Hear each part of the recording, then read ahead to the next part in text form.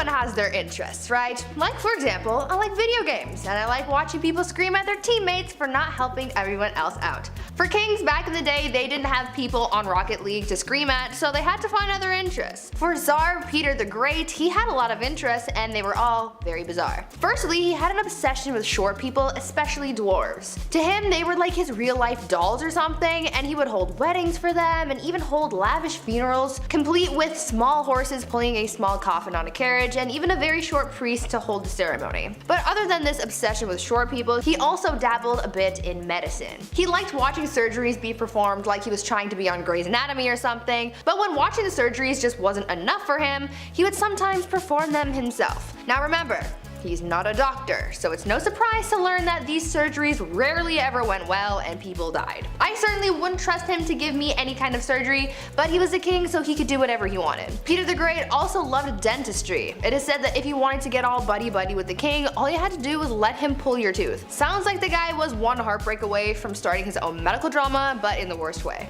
Number 9. Banning coffee. This is the worst of the worst, people. Murad IV, Sultan of the Ottoman Empire. The guy banned coffee like an absolute monster. No more triples for you. He was born in 1612, and for the most part, his mother was ruling through him because he was so young. That's often the case with most of these young rulers. They just get, hey, you're 7, now you rule a kingdom, enjoy. It's tough, they're not gonna know what's going on. But when he got a little bit older, he put forth these laws, punishable by death, might I add, in order to get things back on track. That was the key. He banned coffee, tobacco, and alcohol. He would actually disguise himself as a civilian during the nighttime and would wander around aimlessly in hopes that he would find one of these dark roast renegades. If you were caught outside having a quick smoke break, you weren't arrested, you didn't get fined, but rather, Murad IV himself would take your head off right there in the streets. No trial, no jury, just straight to execution. All because you're drinking a Bud Light Lime.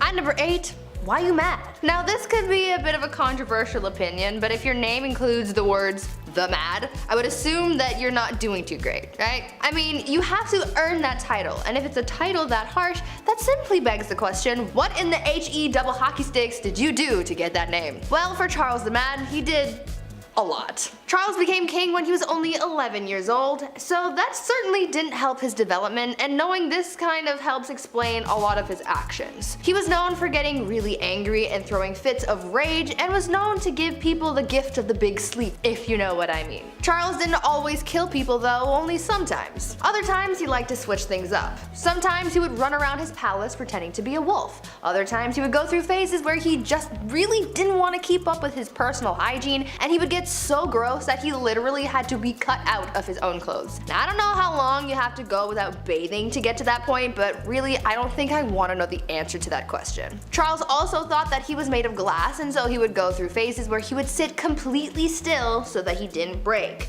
Kind of like Drax from Guardians of the Galaxy, but not as, extraterrestrial.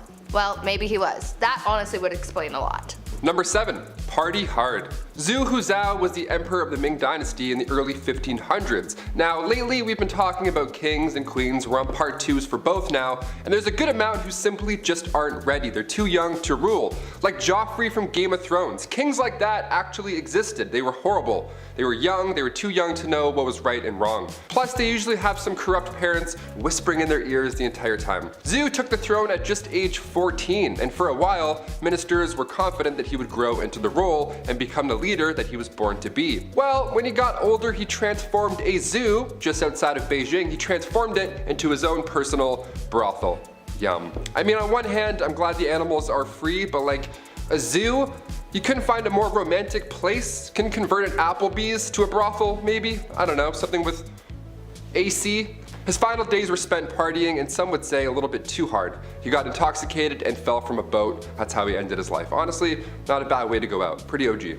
At number 6, love game. A lot of kings and queens throughout history have been known to engage in the horizontal hustle a lot. I mean, when you're a ruler of a kingdom, you don't really have much to do in your spare time, so what else are you gonna do? Play a board game? No. These monarchs were getting busy all the time, but there was one king who was just so obsessed with getting a good old pickle tickle that it just became his whole personality. King Philip V was known to be a nymphomaniac, and he liked doing the deed a lot, but because at the time, the Catholic Church church said that having sexy time with anyone but your spouse was a sin, the king and his wife were getting busy all the time. Eventually, his first wife caught on to how to use this to her advantage, and she would often refuse to sleep with him until she got her way with anything she suggested or demanded from him. You would think that he would catch on to this game, but maybe his urges were just so strong because he always caved and gave her what he wanted. Obviously, this man did not follow Hoodville. Absolutely not. Just to give you guys an idea of how obsessed this guy was, when his wife was on her deathbed, before she went he literally tried to get one last bang in. On her deathbed. Like, dude, not the time. Number 5. Rebel Princess. Princess Leia wasn't the only rebel, okay? Princess Margaret partied with rock stars during the 60s. The Queen's younger sister was known as the Rebel Princess. She was seen for years and years as this, well, bad. She passed away in 2002, but even to this day we're trying to piece together her love life. Pablo Picasso actually wanted to marry her at one point. How fun is that? Also, side note, I didn't realize how recent Pablo Picasso died. That was alarming to find out. Guess my whole life's a lie. Her wedding was the first to be aired on TV. That's quite a big deal. The first televised royal wedding took place on May 6, 1960. In 1968, just 8 years after, word had spread that the princess had an affair at a nightclub with pianist Robin Douglas Home, who only a year and a half later took his own life. Adds a lot of mystery there. Then come 1973, the paparazzi got photos of her with a landscape gardener on her private island. One of the more unusual facts surrounding Princess Margaret was that she was cremated, believe it or not. She had chosen to break tradition so that her ashes could be shared in the same tomb as her father. How sweet is that? These acts are unusual when it comes to royalty, but Margaret also supported more than 80 charity organizations. But even then, media still focused on her love life. Classic. Keep it up. At number 4, Warrior Queen. Let's talk about Queen Rani Lakshmi Bai and how she became known as India's Joan of Arc. Rani was a fighter her whole life. She was raised to be a warrior and was taught how to fight. She even shared her skills with other women, teaching them the same fighting skills at a young age. She was married off to a much older man and she had a child, but she lost them both pretty early on. In need of an heir, she adopted a son and served as Queen Regent, but soon a growing conflict started, causing a lot of tension between the British East Indian Company and her people. The young queen, at just 22 years old, wanted to drive British forces out of her land, and so she organized a revolt that turned bloody very quickly. She ordered the execution of literally every British person in the region. So Bobby from down the street, dead. Mary from around the block, goner. Freddie and Harriet, the kids of that guy that you know who bought shoes off your brother, bye bye.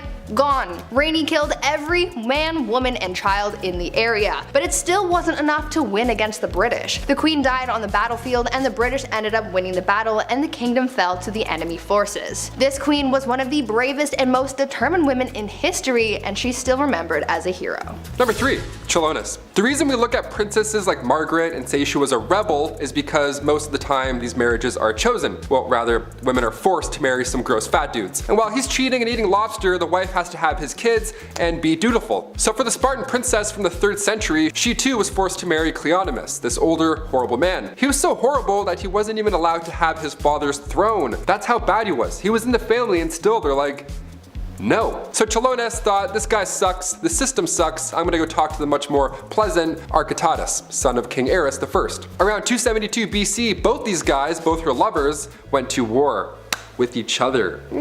Drama. How about the tea on that? Chilonis was preparing to hang herself in case her husband won. That's horrible. Now luckily he lost, therefore the princess this time around did really live happily ever after with her other man. That's like an R-rated version of Shrek 2, what I just said. I can't believe people had to go through this in real life. That's horrible. At number 2, toxic cosmetics. The price of beauty is pretty steep. These days people spend hundreds and hundreds of dollars on makeup to make themselves feel beautiful, but back in the day makeup not only cost a pretty penny, but it also cost some serious health concerns. Cosmetics were made of a lot of questionable ingredients that you probably wouldn't find in today's products, but for people like Queen Elizabeth I, she didn't care what she was putting on her skin, so long as she not only looked like a snack, but the whole damn meal. Yeah. Elizabeth had pitting in her skin from when she contracted smallpox at the age of 29, and back then, having blemished skin was a sign that God was a little cheesed with you, or that you were having some wild thoughts like thinking about the sexy time uwu. It was thought that these thoughts bubbled up from your no-no square up to your face and showed everyone that you were sinning. Anyways, to cover up the blemishes, Elizabeth wore a lot of makeup, like her version of foundation, but the ingredients were really just making things worse and not better. The foundation was made with a tincture of white lead ore, vinegar, and sometimes arsenic, hydroxide, and carbonate. To add some color back to her face after applying this pasty white mask, she'd powdered cinnabar to her lips and cheeks, but this was pretty dangerous because it contained mercury. She did this every day, and as you can imagine, it wasn't good for her health at all. Imagine absorbing all of those chemicals through your face on a daily basis. Not cute. And finally, number 1.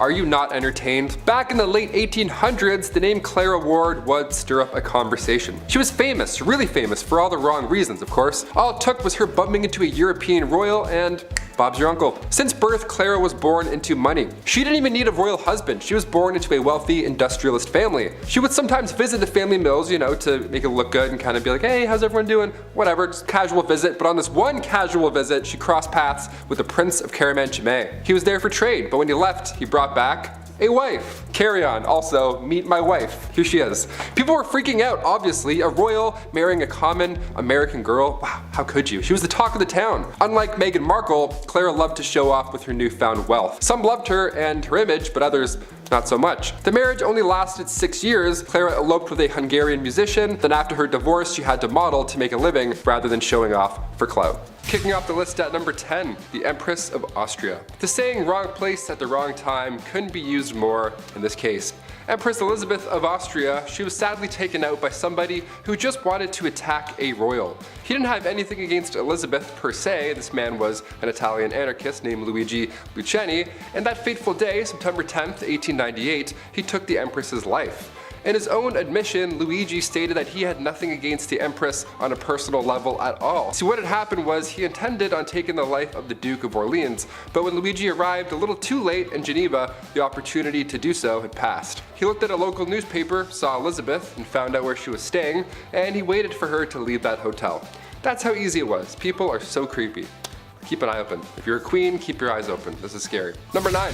Royal curse. The remains of Polish queens and kings were discovered back in April 1931 in a crypt in Vilnius. Polish researchers didn't even know what they were in for. I mean, a storm had flooded a cathedral, and they threw down sandbags to preserve the area, but on the night of April 25th, they had followed the water into this lost chamber that held the remains of Polish kings and queens. These remains, with the crowns still attached, might I add, were from the 15th century. What a find, right?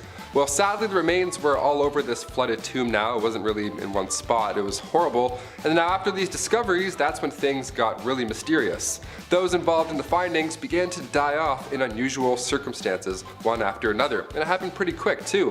One professor had died after falling down a shaft in his apartment. He had a heart attack. An engineer had died before him as well due to undisclosed medical issues. Okay.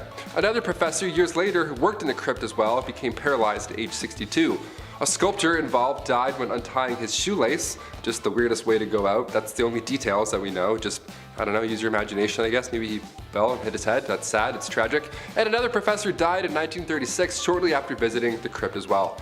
I sure hope this isn't an ancient curse because these guys were trying to preserve their history and avoid the crypt from flooding. Like, I don't know, we need a Ouija board to clear this whole thing up. We were trying to help you with the sandbags. Number 8, Queen Caroline. In a list of unusual ways that people have died, odds are it's going to get a little gruesome, a little messy. After all, that's why you clicked this video, right? Right? Some ancient queens die natural causes and then history remembers them for their reign. In this case, history remembers Queen Caroline for the way that she died. It was written in an epigram from the 18th century from a poet named Alexander Pope. He wrote down, "Here lies wrapped up in 40,000 towels, the only proof that Caroline had bowels." It rhymes? Like, come on, man, you didn't have to do this. This is horrible. That's like a prank almost. I can't believe somebody was like, yeah, write that down. That's good, that's good. Did it rhyme? Yeah, she'd like that for sure. R.I.P. Number 7, Anne Boleyn. The second wife of King Henry VIII. Yes, we have a few on this list. She was found guilty of treason and she had been charged with having sexual relationships with 5 others, including Lord Rochford, aka her brother, George Boleyn. Yeah, the ancient days were a little bit odd. She had also apparently had relations with Sir Henry Norris, the king's close friend. And when I say close friend, I mean he was the groom of the stool, so they were tight. He literally would wipe his So on top of this, Anne was also found guilty of conspiring to kill her husband. Now, it's since been proven that these crimes were a bunch of rubbish, basically. Anne wasn't even present when these events went down. She was still recovering from the birth of her daughter, future Elizabeth I, so there's no way in hell she was fooling around with the groom of the stool in October 1533. All 5 guys involved were executed on Tower Hill in May 1536, and then 2 days later, Anne joked about her little neck before being taken out with a sword as well. There wasn't even a coffin for her burial. Somebody had to go and get an old elm chest from the Tower Armory. They used a chest to bury her body near her brother, Lord Rochford. A chest. Horrible. That's so horrible. Number 6, Mary Queen of Scots. If you're a murderino, this one's pretty juicy. Listen up. Back in 1565, Mary was determined to take the throne for herself. When Mary was just 6 days old, her father, King James V, had passed away, so she ascended to the throne. She was about to marry the King of France in 1558, but he passed away, so she returned to Scotland as the country's monarch. Her next plan was to marry her cousin, Lord Darnley, so now if something were to happen to Elizabeth, Mary would be yet again lined up for the throne. That cousin ended up dying in a random explosion, and then years later, in 1568, Queen Elizabeth had welcomed Mary after she fled to England. So Mary was close, but now what? Well, Elizabeth had found out that Mary was involved in English Catholic and Spanish plots to overthrow her, so she was then placed on house arrest. Fair, more than fair, more than fair. Cut to 19 years later, 1586, a letter had emerged revealing that Mary was involved in a plot to have her cousin, Queen Elizabeth I, killed. She was then sentenced to death and her head was taken off for treason. History is dark, my friends. Even if you're family, shit gets crazy. Number 5, Revenge of the Slain. Vikings, you love them. We've talked about Vikings a few times here on this channel. You know what they're all about. Swords, longbows, pillaging, all that great stuff. Throw in some Norse mythology and you got yourself a textbook Viking. However, one story from the Vikings always reminds me to stay grounded. And like I always say, don't sniff your own farts. It's not good for you. Well, this is a story of arrogance. Sigurd the Mighty versus Bucktooth Brigtooth. The battle ended with victory in Sigurd's corner, and with Bucktooth's head on a string tied to Sigurd's horse. Sigurd was thinking of beautiful lasses, mead, and a chance to lay down and relax as he galloped on his way home. The trouble is, the head of Bucktooth had a buck tooth, that's why they gave him the name, and found its way into Sigurd's thigh. Now that wasn't enough to dethrone the mighty warrior, but however, it was enough to get him sick. Very sick, where he would actually succumb to his infection. Ooh, awkward. Number 4, Henry VIII. Divorced, beheaded, unalived, divorced, beheaded, survived. Do you ever get the title of Defender of the Faith for writing a treaty against a heretic and then just starting a religious revolution, creating a whole different church? I know, right? Just to be able to divorce your wife? Do you ever do all this in the name of having a male son? Well, King Henry VIII of England did. Yes, that's right. We talked about him a few times here too. King Henry had 6 wives in total. They were Catherine of Aragon, Anne Boleyn, Jane Seymour, Anne of Cleves, Catherine Howard, and Catherine Parr. He clearly had a thing for Anne's and Catherine. Henry's dad, the 7th Henry, was king because of the War of the Roses, which was incredibly bloody to carry on the Tudor line. Number 3, Sleeping General. William Wallace, great guy, good movie. A little overrated in my opinion, but still worth the watch. I just prefer my Mel Gibson and Lethal Weapons. Diplomatic immunity, you know what I'm saying? What do William Wallace and oversleeping have in common? Well, for those who had their moms rushing you out the door all the way up until you were 18, it can put a wrench in your plans. John D. Warren was in charge of defending against the Scottish Rebellion. He had his hands full, that's for sure. Wallace was no joke. So you can understand why in one battle he overslept. His men began showing up, taking the lines, taking positions.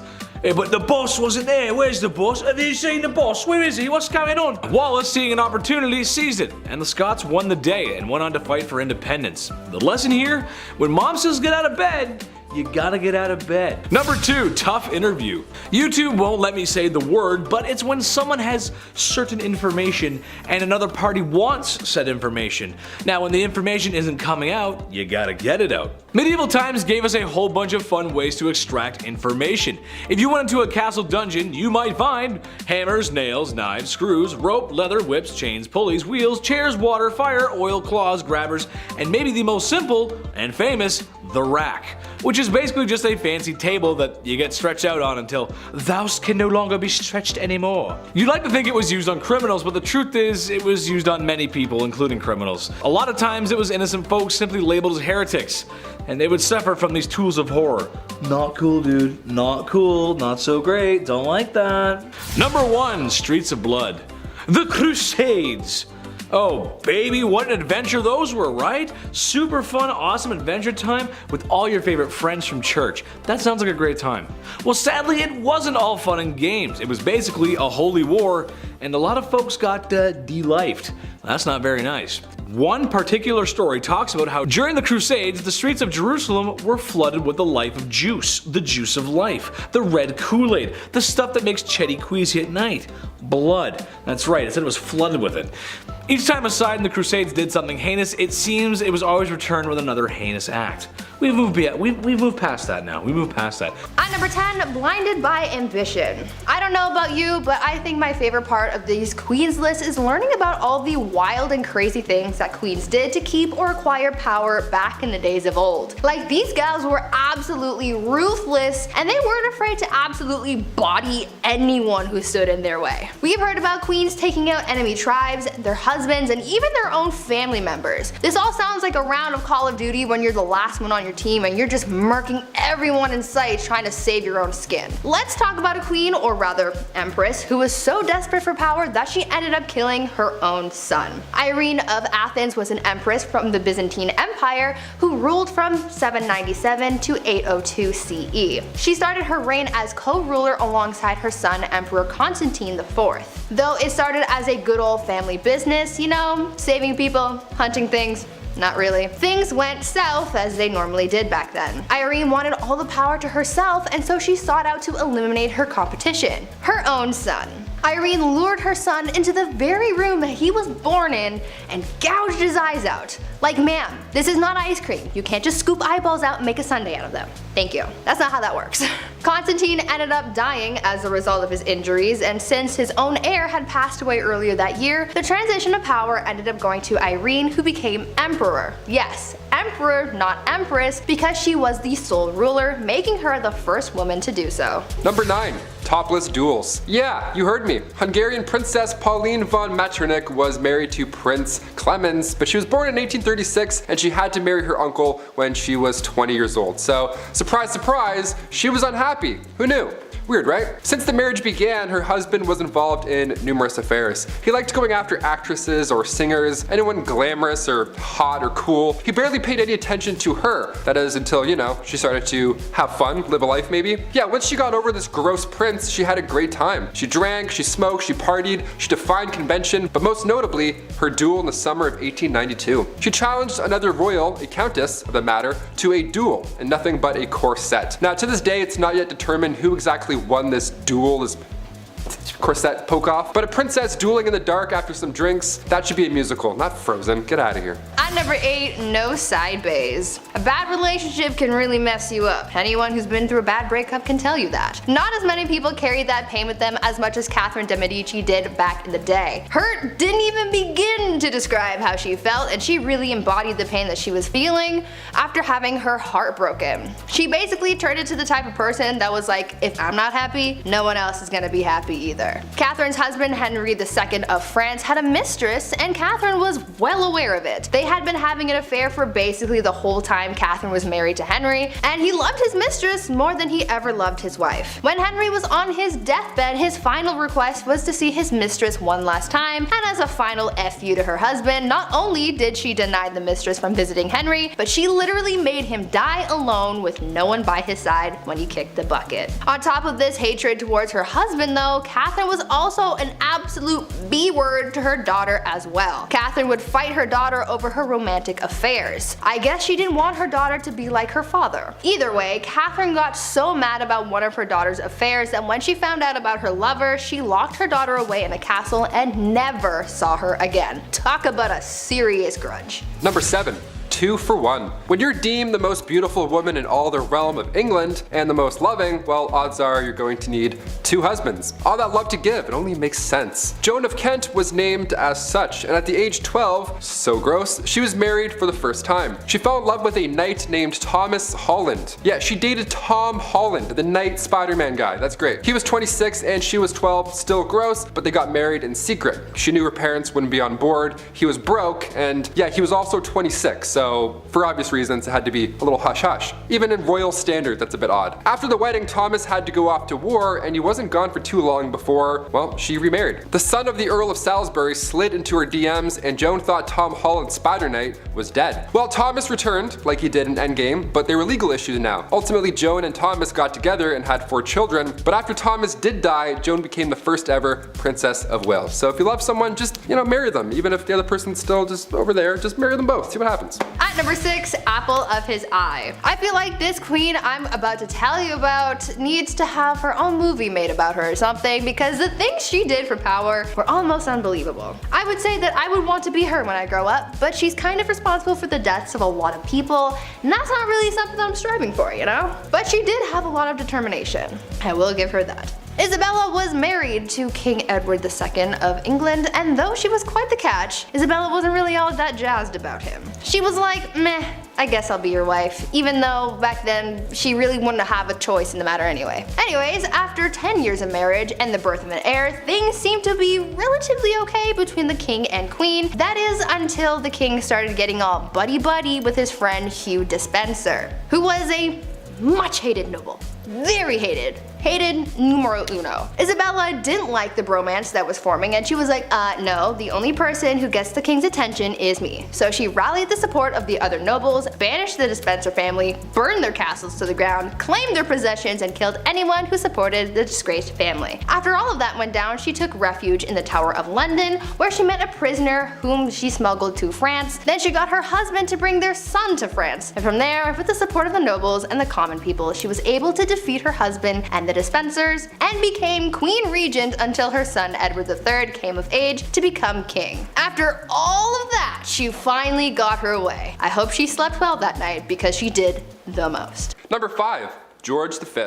We love hobbies here on Bumblebee. I used to collect special quarters growing up. I swear to God. The only time I've ever been good at saving money was when I was 12. I would see one of these and be like, don't touch it. George V turned out he loved stamps.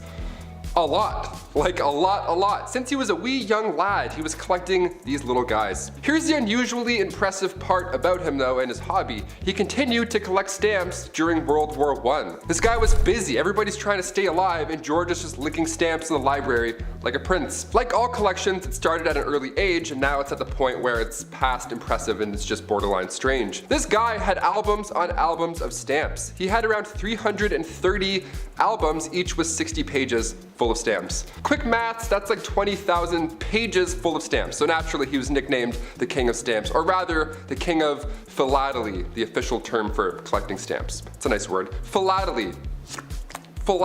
Back in 1905, he set an all-time stamp record, which I didn't even know that was the thing, and it was the most money ever spent on a single stamp. The guy dropped like 220,000 US on a single stamp. Somebody even asked the prince down the road if he had heard about this idiot who spent 1,400 pounds on a stamp, and he was proud of it. He was like, that was me, you wanna see it?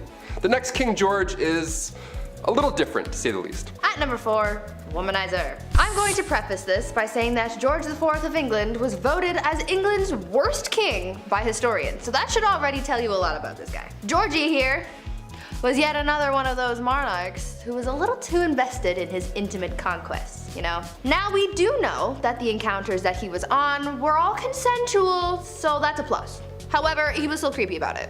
Yeah. This man tried everything to get a woman to sleep with him. He would throw a tantrum if she said no, or threaten to end his life if he didn't get to do the 8-legged nature dance, Somehow, this had a pretty good success rate, even though he was not a catch at all. It feels like this was one of those situations where you kind of just give in to make him stop talking, Anyways, This guy was super creepy because on top of the lengths that he would go to just to get some time in the sack, he also kept trophies of his conquests. He would ask each of the people he slept with for a lock of their hair, and he kept them all. Back then it was kind of common for lovers to keep locks of each other's hair, but George's collection was alarming because of just how many locks of hair there were. After the king died, his brothers found 7,000 envelopes, each with a lock of hair that was, quote, enough to stuff a sofa, end quote. Fun fact, if you want to see this insane collection, it is in a museum in Scotland, so check that out if you want, I guess. Number 3. Kleptomania Part 2. On our spoiled queens list, Brie mentioned Queen Mary and how she just couldn't stop stealing, which is hilarious to me, just this old lady stealing your shit.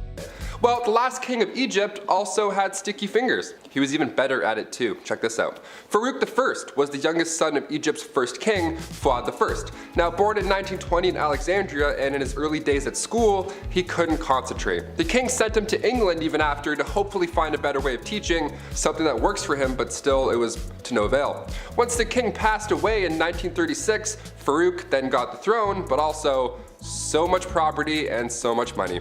He had hundreds of fancy cars, 75,000 acres of land. This guy had it all. Literally, he had anything he could think of, but still he felt like he needed to take more, to steal. At 17 years old, he would slam 12 eggs for breakfast and then wash it down with 30 bottles of beer.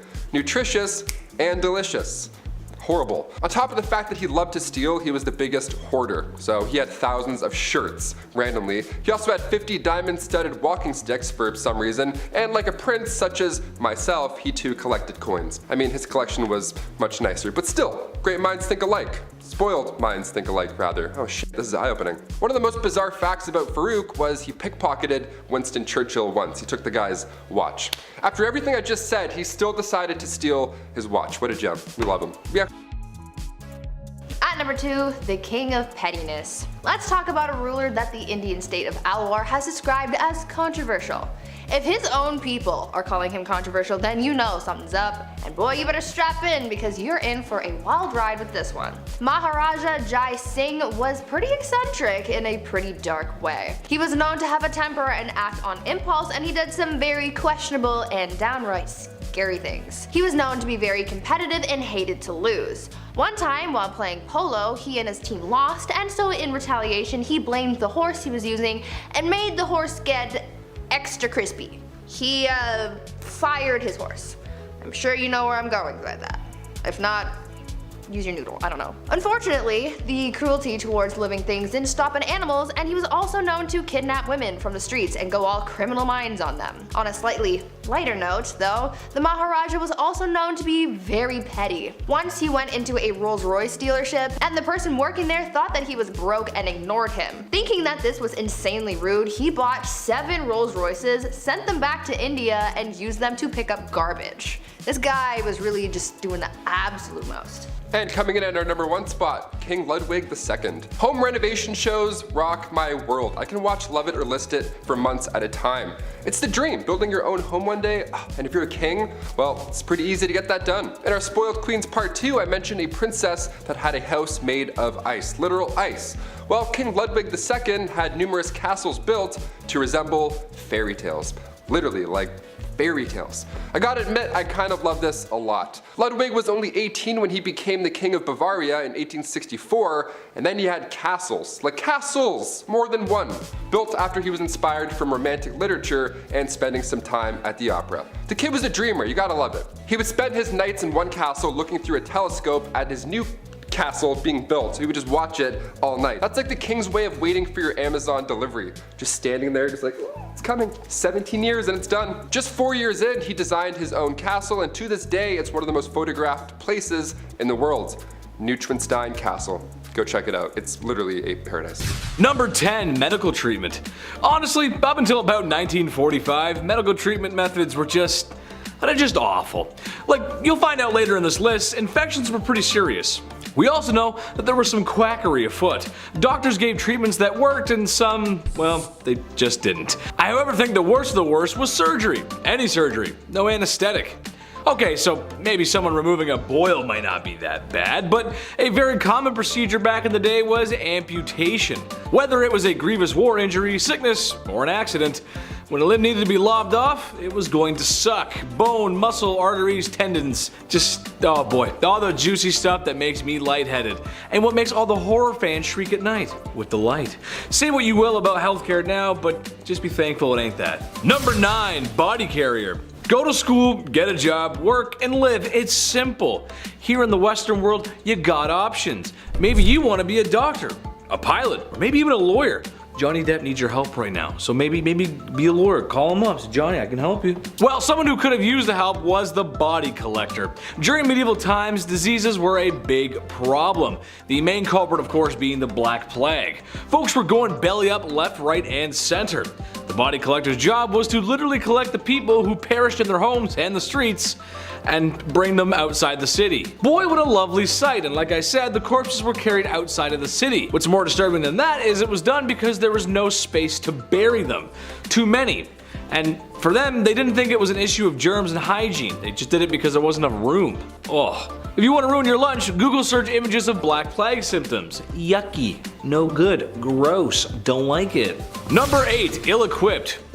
On more of a macro scale here, but back in medieval times, if you were a peasant, you were expected to fight for your lord whenever called upon. Whether that's resisting foreign invaders or fighting the neighboring towns, whose lords didn't show up to your lord's birthday party. That was a good joke, Adam wrote that one. You had to be there, whether you wanted to be or not. Joining up with the army in modern times could lead you to learning useful skills and could be a great career choice. It could be. But back then, the lords who forced you to fight for them were just terrified of you, so they taught you nothing, supplied you with no weapons, forcing you to use whatever farming tools really you had at home. And your military camps were so basic, more people probably bit the dust from getting sick than really going into battle. It wasn't a good time, I can tell you that. Number 7, War of the Bucket. One could make the argument that war is useless, pointless, an act of brutality and waste. Well, 2 towns in Italy would tell you to move out of the way because somebody stole our bucket. Yes, that's right. To make a very long story short, at this time and place in Europe, there was a ton of political strife, especially due to the Pope and the Holy Roman Emperor. All this nonsense boiled down to 2 towns, Bologna and Modena. Sounds like baloney, but I think it's Bologna. Anyway, the towns were close and supported different political beliefs, one supporting the emperor, one supporting the pope, and they were feuding. And eventually, they would go to war over a stolen bucket. Except actually during my research, it turns out the bucket may have been stolen after the war was over. It kind of gets a little muddy there because it's a long time ago, but the point still stands. They were fighting for nonsensical reasons, not very nice. Number 6, the fashion police. You're wearing stripes. Ew. Don't you know polka dots are in? No, it was more like you're wearing stripes. The garment of the devil. Get him! Call the guy who gets rid of people. Yes, wearing stripes could lead to your demise. In 1310 in the French town of Rouen, a local cobbler was condemned to the end simply because he'd been caught in striped clothing. In 1295, Pope Boniface, nice name, the 8th issued a papal decree banning religious orders from wearing any type of striped clothing. From the year 1250, the only people who could be caught wearing stripes were the ladies of the night, lepers, and cripples, as sort of a rebellious way of showing they were outsiders. How very punk. And I'm kind of wearing stripes right now, so uh-oh, call the medieval police, uh-oh.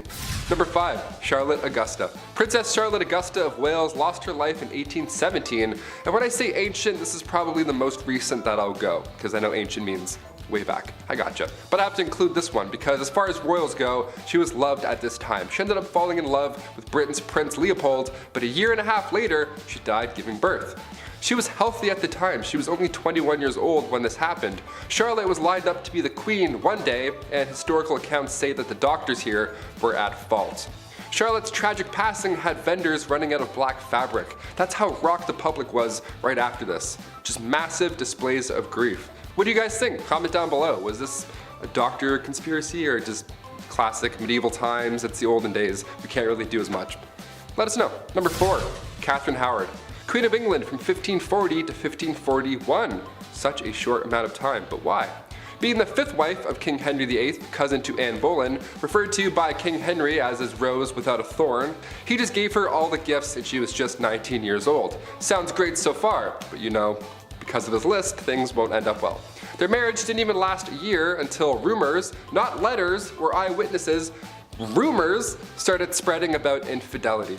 There was a small amount of evidence that suggested that she had been romantically involved with somebody beforehand, so a jealous mad king got jealous and mad again. Shocker. You had me at fifth wife, I don't know. She was executed for adultery and treason at the Tower Green on February 13th, 1542. Number 3, Catherine Parr. When Catherine Parr got a position in Princess Mary's house in 1542, she met King Henry VIII. She was smart, she was 30 years old, so it was a step in the right direction age-wise when it comes to these queens and King Henry. Not that there's anything wrong with marrying somebody younger, that's not what I'm saying, but it's just, well, look at this list. All these people died, spoiler alert, so the older the better at least. I don't know. She was seen as somebody who could nurse the king in his dying age, so the public liked her. She was the first English queen also to write and publish her own books. Now, come 1543, Catherine gave up her man, Thomas Seymour, to marry the king. The two got married that July at Hampton Court Palace, and from that point on, her beliefs were deemed dangerous. Queen Catherine was a supporter of the English Reformation, and Catherine's religious opponents were plotting against her, and they tried to convince the king that she was dangerous.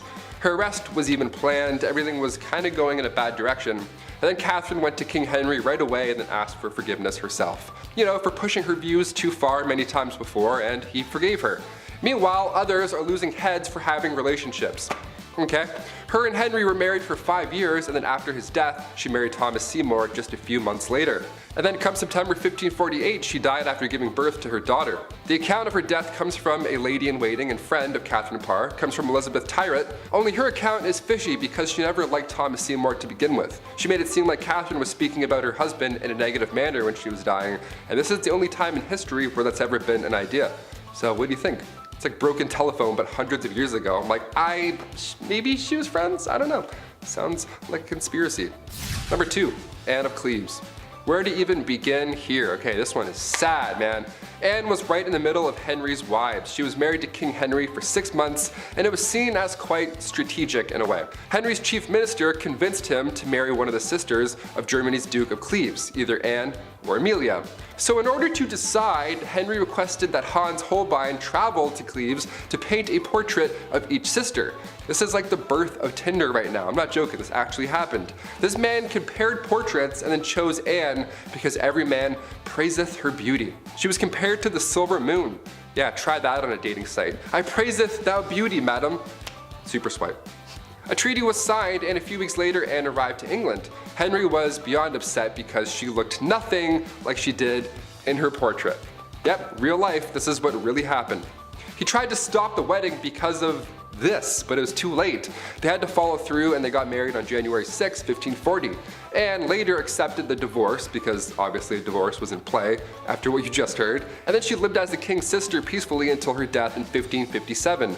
Of all the ways to be remembered in history, King Henry made this horrible for Anne. And finally, number 1, Cleopatra. Last of the Egyptian pharaohs and last on our list. One of the biggest questions to this day is just how Cleopatra died. What happened? It's been rumored for a while that a snake bite was the culprit, but many believe that Cleopatra also allowed a poisonous snake to end her life. They think it was a bite from an asp. But there's also a large amount of historians that also believe that she poisoned herself using a hairpin. Her lover Antony fell on his own sword, but Cleopatra, she just poked herself. She barely lost blood. Now, as a youngin', we have to note that Cleopatra was brilliant. She was also interested in learning specifically about chemistry. So this theory about her poisoning herself doesn't sound very far-fetched. Until we find her body, we'll really never know.